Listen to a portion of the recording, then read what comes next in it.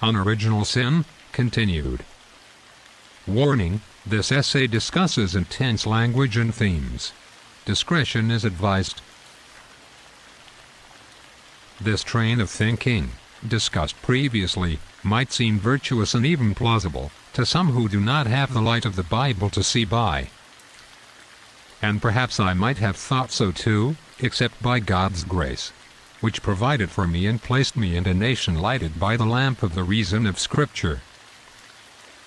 However, the Apostle Paul notes more in a few simple lines than an uncounted number of other uninspired writings on the subject contain when he said, "Therefore, just as through one man sin entered into the world, and death through sin, and so death spread to all men, because all sinned."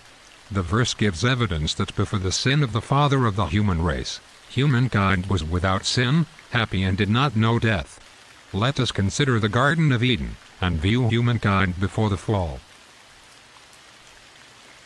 The Bible teaches that humankind was created spiritually and morally upright, in the image of God, a creation that in its limited way was a living transcript of God the Creator. Being in God's image should be understood in a spiritual and figurative way. The grand and sublime manner in which humankind resembled God lay in the qualities of holiness, knowledge, dominion, happiness and immortality humankind possessed, and does not refer to the beauty and upright stature of the physical body. But humankind, created in a state of honor, did not remain there.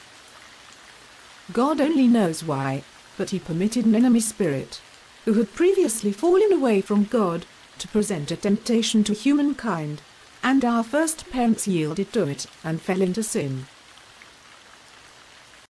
Whether the instant and dismal effects came from the fruit itself, or simply from the principle of disobedience that eating it represented, may be an academic question. Similarly, Scripture does not specify which particular kind of fruit it was, whether it was a pomegranate, or a cluster of grapes, or an apple, or an orange or lemon. The Bible did not reveal.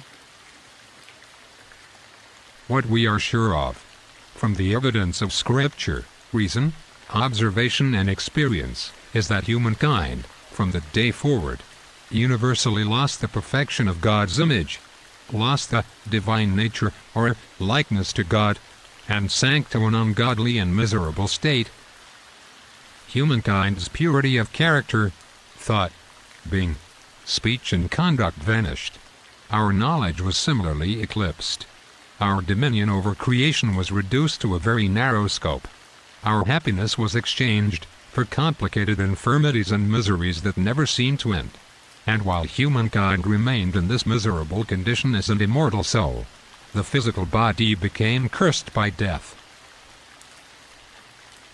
Also from this sin comes the disorder and irregularity of being and events through the entire world. The earth, conflicted, brings forth a harvest of weeds and poisonous plants. The seasons bring varied troubles. The air is full of disease, and the very food we eat can lead to our eventual demise. Further, pain and death also affect animals, their nature affected by the curse brought by their stewardly masters.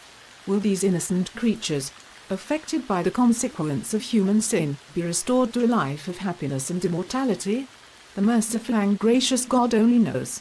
Offered as a private, non-inspired opinion, I believe the Bible hints that it will be so, particularly in the book of Romans.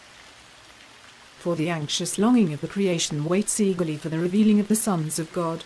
For the creation was subjected to futility, not willingly, but because of him who subjected it, in hope that the creation itself also will be set free from its slavery to corruption into the freedom of the glory of the children of God. What a pleasing topic to consider. Please continue the essay with the next part.